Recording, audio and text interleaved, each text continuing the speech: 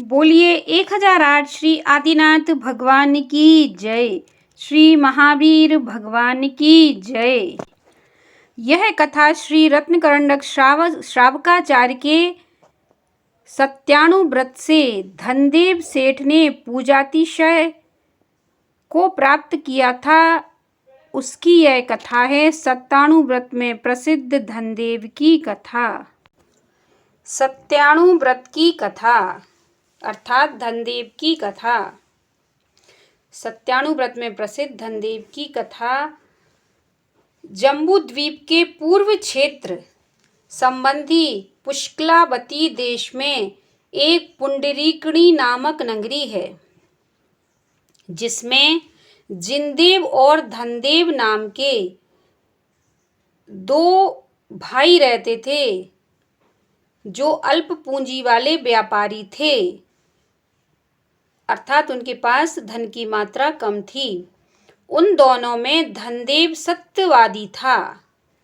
एक बार वे दोनों जो लाभ होगा, अर्थात एक बार वो दोनों व्यापार करने के लिए बाहर जाने वाले थे और उन दोनों ने ऐसा सोचा कि जो भी व्यापार में लाभ होगा वह दोनों जन आधा आधा बांट लेंगे।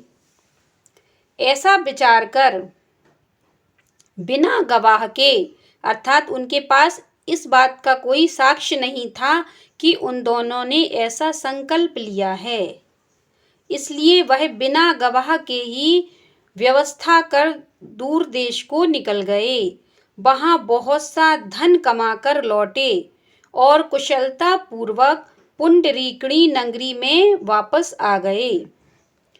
उसमें जिनदेव धनदेव के लिए लाभ का आधा भाग नहीं देता था। जिनदेव जो था वो धनदेव को आधा लाभ नहीं देता था। व्यापार में जितना भी लाभ हुआ उसका आधा हिस्सा उसको नहीं देता था। वह उचित समझकर थोड़ा सा द्रव्य उसे दे देता था। तदंतर झगड़ा होने पर न्याय होने लगा। जब धनदेव को उसका आधा भाग नहीं मिलता था तो दोनों के बीच झगड़ा होने लगा और इस झगड़े को पहले उनके कुटुंबी जनों के सामने सुलझाने का प्रयास किया गया, फिर महाजनों के सामने और फिर अंत में राजा के आगे यह मामला उपस्थित किया गया। परंतु बिना गवाही का व्यापार होने से जिनदेव कह देता कि मैंने इसके लिए लाभ का आधा भाग देना नहीं कहा था, मैंने इससे कहा था कि मैं इसको इसका उचित भाग दे दूंगा। लेकिन धनदेव कहता है कि हम दोनों में यह सहमति थी कि जो भी व्यापार में लाभ होगा उसका दोनों जन आधा आधा भाग बांट लेंगे। धनदेव तो सत्य ही कहता था कि दोनों का आधा आधा भाग ही निश्चित हुआ था। तदंतर राजकीय न्याय के अनुसार उन दोनों को दिव्य न्याय दिया गया। दिव्य न्याय क्या होता है? दिव्य न्याय अर्थात जिन अभियोगों में गवाही नहीं होती थी उनमें शुद्ध पक्ष का निर्णय करने के लिए अग्नि परीक्षा, विष परीक्षा और तुलारोहण परीक्षा की जाती थी। इसे दिव्य न्याय कहते थे। अर्थात उनके हाथों पर जलते हुए अंगारे रखे गए। इस दिव्य न्याय से धनदेव तो निर्दोष सिद्ध हुआ, दूसरा नहीं।